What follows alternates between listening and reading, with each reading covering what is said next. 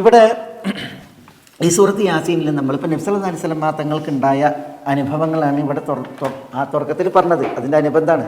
എന്താ നബി സല്ലല്ലാഹു അലൈഹി വസല്ലം തങ്ങൾക്കുണ്ടായ അനുഭവം? നബി സല്ലല്ലാഹു അലൈഹി വസല്ലം തങ്ങളെ കളവാക്കിയ വിഷയമാണ്. അതുകൊണ്ടാണ് അല്ലാഹു സുബ്ഹാനഹു വ തആല ഇന്നക ലമിനൽ മുർസലീൻ അലാ സിറാത്തിൻ മുസ്തഖീം എന്നൊക്കെ പറഞ്ഞത്. പിന്നെ നബി സല്ലല്ലാഹു അലൈഹി വസല്ലം തങ്ങളെ ദ്രോഹിക്കാൻ വേണ്ടി വന്നപ്പോൾ അല്ലാഹു സുബ്ഹാനഹു വ തആല മറ തീർത്തത്, അല്ലാഹു സുബ്ഹാനഹു വ തആല അവരുടെ ഇപ്പോൾ അബൂജഹൽ ഇങ്ങനെ കല്ലായിട്ട് വന്നു എന്നാണ്. നബി സല്ലല്ലാഹു അലൈഹി വസല്ലം തങ്ങളെ മേത്തിക്കിടെ ഇങ്ങനെ കല്ലായിട്ട് വന്നു എന്നാണ്. അതേപോലെ അല്ലാഹു സുബ്ഹാനഹു വ തആല അബൂജഹലിനെ ഉറപ്പിച്ച് കൈ അനക്കാൻ പറ്റാതെ, കല്ല് വീഴ്ത്താൻ കഴിയാതെ അബൂജഹലിനെ പിന്തിപ്പിക്കുകയാണ് ചെയ്തത്. അതുകൊണ്ടാണ് വജഅൽനാ ഫീ അഅനാഖിഹിം അഗ്ലാലൻ ഫഹിയ ഇലൽ അദ്ഖാനി ഫഹും മുഖ്മഹൂൻ. ഒരാളിങ്ങനെ കഴുത്തിലേക്ക്, അത് വിലങ്ങുകൾ തീർക്കപ്പെട്ട നിലക്ക് കഴുത്തിൽ, ആ ചിത്രീകരണം അതുകൊണ്ടാണ് അങ്ങനെ വന്നത്. നബി സല്ലല്ലാഹു അലൈഹി വസല്ലം തങ്ങളെ ദ്രോഹിച്ചു. നബി സല്ലല്ലാഹു അലൈഹി വസല്ലം തങ്ങൾ മുന്നിൽ അവർക്ക് തെളിവായി വ്യക്തമായ രേഖ ഉണ്ടായിട്ടും പക്ഷേ നബി സല്ലല്ലാഹു അലൈഹി വസല്ലം തങ്ങളെ മനസ്സിലാക്കാൻ ഉൾക്കൊള്ളാൻ കഴിയാത്ത വിധം അല്ലാഹു വജഅൽനാ മിൻ ബൈനി ഐദീഹിം സദ്ദൻ വമിൻ ഖൽഫിഹിം സദ്ദൻ ഫഅഗ്ശൈനാഹും ഫഹും ലാ യുബ്സിറൂൻ എന്ന് പറഞ്ഞില്ലേ. ഇവിടെ അല്ലാഹു സുബ്ഹാനഹു വ തആല ഈ തുടർ വചനങ്ങളിൽ നബി സല്ലല്ലാഹു അലൈഹി വസല്ലം തങ്ങൾക്ക് മാത്രമുള്ള ഒരു അനുഭവമല്ല, അല്ലെങ്കിൽ നബി സല്ലല്ലാഹു അലൈഹി വസല്ലം തങ്ങളുടെ ഉമ്മത്തികൾക്ക് മാത്രമുള്ള ഒരു അനുഭവമല്ല എന്ത് ഈ കളവാക്കലും കളിയാക്കലും. പിന്നെയോ അതിൻ്റെ ചരിത്രം മുമ്പ് കഴിഞ്ഞു പോയിട്ടുണ്ട്. അപ്പോൾ ഇതിൽ വിശ്വാസികൾക്ക് പ്രവാചകൻ സല്ലല്ലാഹു അലൈഹി വസല്ലം തങ്ങൾക്ക് ആശ്വാസം പകരുന്ന വചനങ്ങളാണ്. പിന്നെ ഈ കളവാക്കുന്നവരും കളിയാക്കുന്നവരും അവർക്കെന്ത് അതൊക്കെയാണ് ഇവിടെ എന്ത് ചെയ്യണത്, വിശദീകരിക്കുന്നത്. ഈ ഒരു ചരിത്ര സംഭവത്തിലൂടെ അല്ലാഹു സുബ്ഹാനഹു വ തആല ഇവിടെ ഒരു മഹാചരിത്രം കൊണ്ടുവരികയാണ്. 13 മുതൽ 19 വരെയുള്ള ആയത്തുകൾ അത് ഈ സംഭവത്തിൻ്റെ ഒരു വിഷയം വിശദീകരിക്കാനാണ്, ഒരു ഭാഗം വിശദീകരിക്കാനാണ്. പിന്നെ 19 മുതൽ അങ്ങോട്ട് പിന്നെ ഉള്ള വചനങ്ങൾ ഈ സംഭവത്തിൽ മറ്റൊരാളുടെ ഇടപെടൽ വിശദീകരിച്ചു കൊണ്ടുള്ള ഒരു ഭാഗമാണ്. പിന്നെ ഈ സംഭവത്തിൻ്റെ ഒടുവിൽ അല്ലാഹു സുബ്ഹാനഹു വ തആല ഈ റസൂലുമാരെ കളവാക്കിയ നാട്, അതിന് എന്ത് സംഭവിച്ചു, ആ നാട്ടുകാർക്ക് എന്ത് ഭവിച്ചു എന്നുള്ള കാര്യം പറയുന്ന 2 വചനങ്ങളാണ്. ഇൻഷാ അല്ലാഹ് നമുക്കത് ഇനി ഇവിടുത്തെ ക്ലാസ്സുകളിൽ തുടർന്നത് പഠിക്കാം. വദ്രിബ് ലഹും മസലൻ അസ്ഹാബൽ ഖറിയ ഇദ് ജാഅഹൽ മുർസലൂൻ. നബി സല്ലല്ലാഹു അലൈഹി വസല്ലം തങ്ങളോട് അല്ലാഹു സുബ്ഹാനഹു വ തആല പറയാണ് വദ്രിബ് ലഹും, അവർക്ക് വ്യക്തമാക്കി കൊടുക്കുക. വദ്രിബ് ലഹും, അവർക്ക് വ്യക്തമാക്കി കൊടുക്കുക, വിശദീകരിച്ച് നൽകുക. മസലൻ എന്ന് പറഞ്ഞാൽ ഒരു ഉദാഹരണം. അതായത് ഈ മക്കക്കാർ, അവരാണ് നബി സല്ലല്ലാഹു അലൈഹി വസല്ലം തങ്ങളെ കളവാക്കുന്നത്. അപ്പോൾ ഈ മക്കക്കാർക്ക് അവർക്ക് പറ്റിയ ഒരു ഉദാഹരണം അത് വ്യക്തമാക്കാനാണ് പറയുന്നത്. വദ്രിബ് ലഹും മസലൻ, ഒരു ഉദാഹരണം വിശദീകരിച്ച് നൽകുക. ഈ ഉദാഹരണം അതെന്താണ്? അത് അസ്ഹാബൽ ഖറിയ, അസ്ഹാബുൽ ഖറിയയുടെ ഉദാഹരണമാണ്. ഈ മസലൻ എന്ന് പറഞ്ഞതിൻ്റെ ബയാൻ അതാണ് അസ്ഹാബുൽ ഖറിയ. അപ്പോൾ വദ്രിബ് ലഹും, അവർക്ക് വ്യക്തമാക്കി കൊടുക്കുക, മസലൻ ഒരു ഉദാഹരണം. അതെന്താണ് ഉദാഹരണം? അതാണ് അസ്ഹാബുൽ ഖറിയ, അസ്ഹാബുൽ ഖറിയയാകുന്ന ഉദാഹരണമാണ്. എന്താ ഈ അസ്ഹാബുൽ ഖറിയൻ്റെ വിഷയം? ഇദ് ജാഅഹൽ മുർസലൂൻ, ഇദ് ജാഅഹ, ആ ഖറിയയിലേക്ക് വന്ന സമയം. ആര്? അൽ മുർസലൂൻ, റസൂലുമാർ, മുർസലീങ്ങൾ. ഇദ് ജാഅഹൽ മുർസലൂൻ, മുർസലീങ്ങൾ ആ ഗ്രാമത്തിലേക്ക് വന്ന സമയം. ആ ഗ്രാമത്തിലെ ആളുകൾ, അവരെ ഒരു ഉദാഹരണമായിട്ട് വദ്രിബ് ലഹും, മക്കക്കാർക്ക് നിങ്ങൾ വിശദീകരിച്ച് നൽകുക എന്നാണ്. ഇതിൻ്റെ അർത്ഥം പറഞ്ഞതിന് ശേഷം നമുക്ക് പിന്നെ ഇതിലേക്ക് വരാം, ചരിത്രത്തിലേക്ക് വരാം. ഇത് അർസൽന ഇലൈഹിം, അള്ളാഹു പറയാണ് ഇത് അർസൽന ഇലൈഹിം, ഈ അസ്ഹാബുൽ ഖറിയയിലേക്ക്, ഇലൈഹി എന്ന് പറഞ്ഞാൽ ഇല അസ്ഹാബുൽ ഖറിയ, അസ്ഹാബുൽ ഖറിയയിലേക്ക് അർസൽന, നാം അയച്ചു. ഇത് അർസൽന ഇലൈഹിം, അവരിലേക്ക് നാം അയച്ച അവസരം, സന്ദർഭം. ഇസ്നൈനി എന്ന് പറഞ്ഞാൽ 2 പേരെ. ഇത് അർസൽന ഇലൈഹിം ഉസ്നൈനി, ഈ അസ്ഹാബുൽ ഖറിയയിലേക്ക് നാം 2 പേരെ അയച്ച സമയം. ഫകദ്ദബൂഹുമ, ആ അയച്ച സമയം ഈ 2 പേരെയും അയച്ചു. ആ അയച്ച 2 പേർ എന്തിനാണ് തങ്ങൾ അയക്കപ്പെട്ടത്? ആ ദൗത്യം നിർവഹിച്ചു അല്ലേ? അതാണ് ഈ ദൗത്യം അവർ നിർവഹിച്ചു. പക്ഷേ കദ്ദബൂഹുമ, ഈ അസ്ഹാബുൽ ഖറിയ ഈ 2 പേരെയും കളവാക്കി. കദ്ദബൂഹുമ, ഈ 2 റസൂലുമാരെയും അസ്ഹാബുൽ ഖറിയ കദ്ദബൂ, അവർ കളവാക്കി.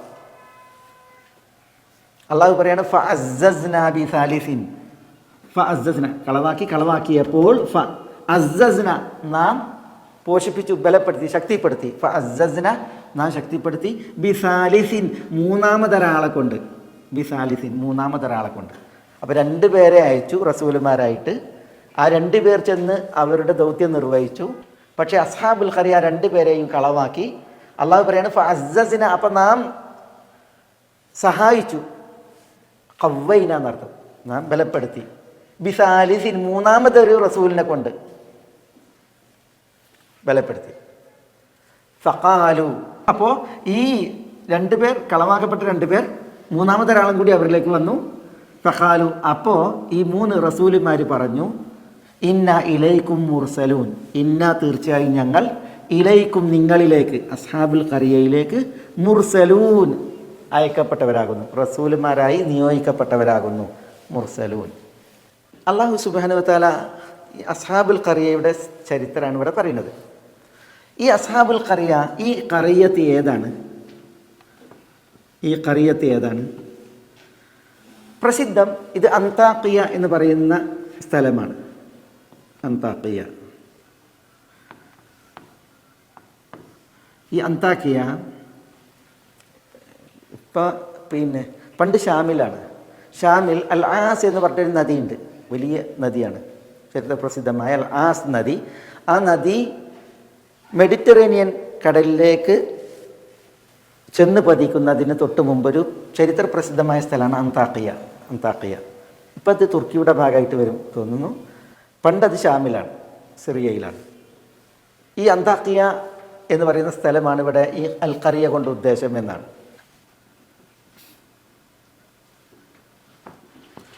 അന്തീഖുസ് എന്ന് പറഞ്ഞിട്ട് ഒരു ഭരണാധികാരി ഉണ്ടായിരുന്നു അവിടെ എന്നാണ്. അന്തീഖുസ് എന്ന് പറയുന്ന ഒരു ഭരണാധികാരി, അയാളാണ് അവിടുത്തെ ഭരണം നടത്തിയിരുന്നത്.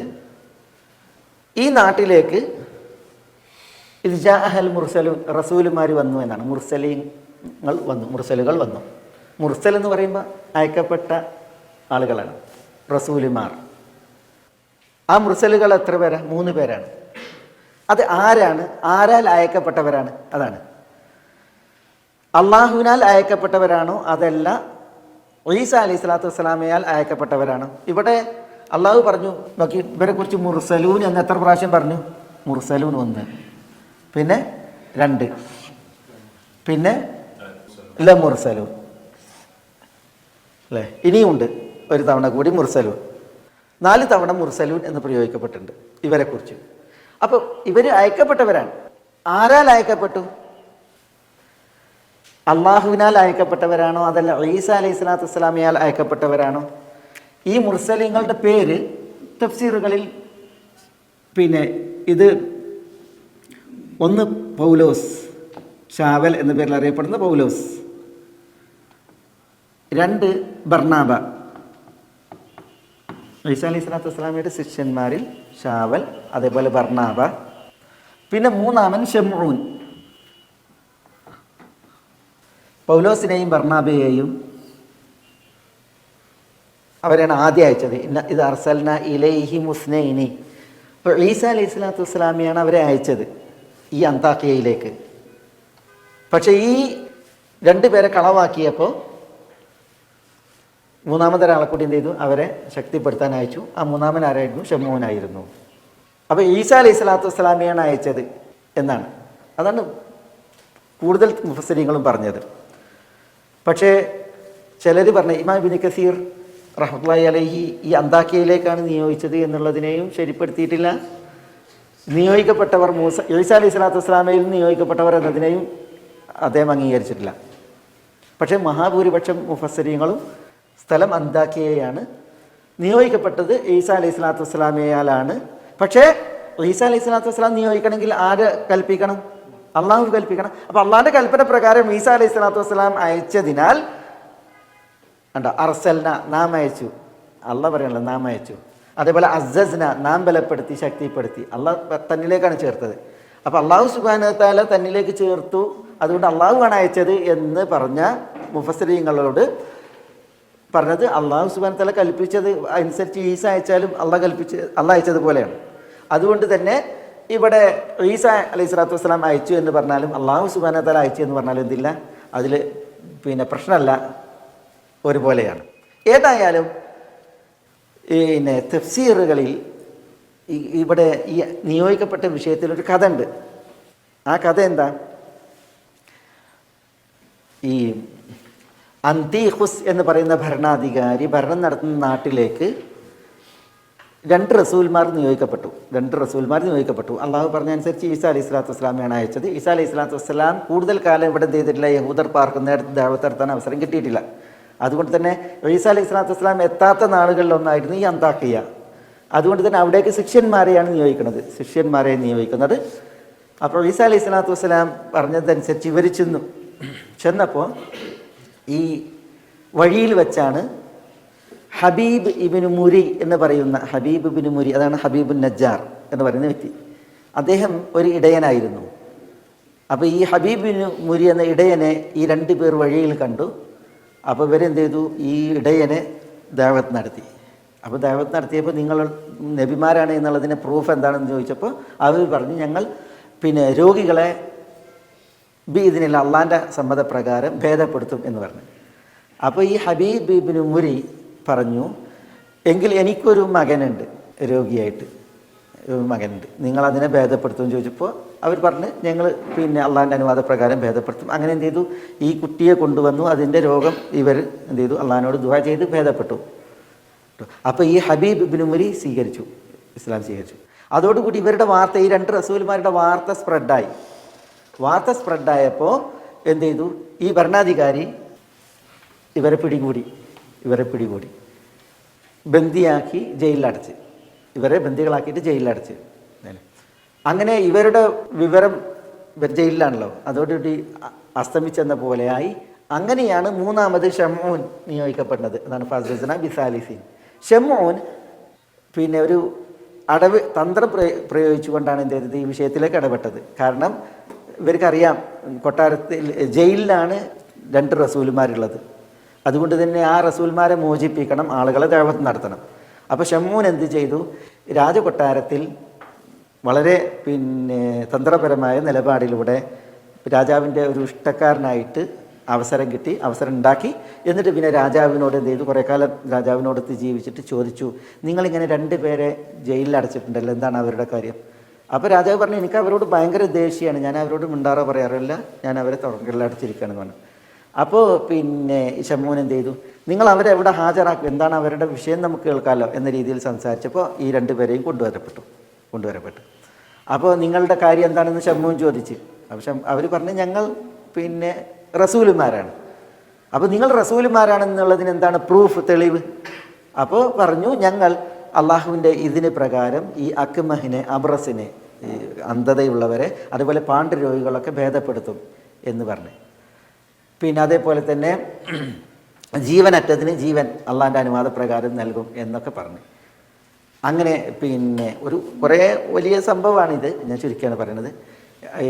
7 ദിവസമായി മരണം വരിച്ച ഒരു കുട്ടിയുടെ മൃതദേഹം അവിടെ ഹാജരാക്കപ്പെടുകയും അങ്ങനെ അതിന് ഇവർ അള്ളാഹുവിനോട് ദുആ ചെയ്തു എന്നാണ്. അതായത് ഇവർ 2 പേരും ജയിലിലടക്കപ്പെട്ട 2 പേരും ഉറക്കെ ദുആ ചെയ്തു എന്നാണ്. ഷംഊൻ രഹസ്യമായിട്ട് ദുആ ചെയ്തതാണ്. കാരണം ഷംഊൻ ഇപ്പോഴും ഇവരുടെ കൂടെയാണെന്നുള്ളതില്ല. രാജാവിൻ്റെ വിചാരം എന്താണ്, ഷംഊൻ ഇവരുടെ ആളല്ല എന്നുള്ളതാണ്. അപ്പോൾ ഷംഊൻ രഹസ്യമായിട്ട് ദുആ ചെയ്തു. അങ്ങനെ ആ കുഞ്ഞിന് ജീവൻ വീണു. അത് ചില കാര്യങ്ങൾ അവിടെ പ്രവചിക്കുക ചെയ്യുകയുണ്ടായി. ഏതായാലും ചിലർ പറയുന്നു, ഈ അന്തീഖുസ് എന്ന് പറയുന്ന രാജാവ് ഇസ്ലാം ആശ്ലേഷിച്ചു, ഈസാ അലൈഹി സ്വലാത്തു വസ്സലാമയിൽ വിശ്വസിച്ചു. ചിലർ പറയുന്നത് അദ്ദേഹം വിശ്വസിച്ചിട്ടില്ല, ആളുകളും കൂട്ടാക്കിയില്ല. ആളുകൾ കൂടുതൽ എന്ത് ചെയ്തു, കളമാക്കുന്ന അവസ്ഥയിലേക്ക് വന്നു. അപ്പോഴാണ് ആര് വന്നത്, നമ്മളുടെ ഇടയൻ ഹബീബ് ഇബ്നു മുരി അല്ലെങ്കിൽ ഹബീബുൻ നജ്ജാർ എന്ത് ചെയ്യണത്, ഈ റസൂൽമാർ കളവാക്കപ്പെടുകയും ഭീഷണിക്ക് വിധേയമാക്കപ്പെടുകയും ചെയ്ത അറിട്ട് അദ്ദേഹം ഓടി വന്നിട്ട്, അതാണ് നമ്മൾ വായിക്കുന്നത്, വജാഅമിൻ അഹ്സൽ മദീനത്ത് റജുലുൻ യസ്ആന്നൊക്കെ പറഞ്ഞില്ലേ. അങ്ങനെ അദ്ദേഹം വന്ന് ഈ ആളുകളോട് സംസാരിച്ചു. അപ്പോൾ ഇവരെന്ത് ചെയ്തു, ഈ ഹബീബുൻ നജ്ജാറിനെ കൊല്ലുകയുണ്ടായി എന്നുള്ളൊക്കെ വിഷയം പിന്നെയാണ് നമ്മൾ വായിക്കുന്നത്. ഏതായാലും അതിലേക്ക് നമുക്ക് പിന്നീട് വരും. ഇതാണ് ഇതിൽ ചരിത്രത്തിൽ പറയുന്നത്. തഫ്സീറുകളിലൊക്കെ ഈ സംഭവം എടുത്തു കൊടുത്തിട്ടുണ്ട്.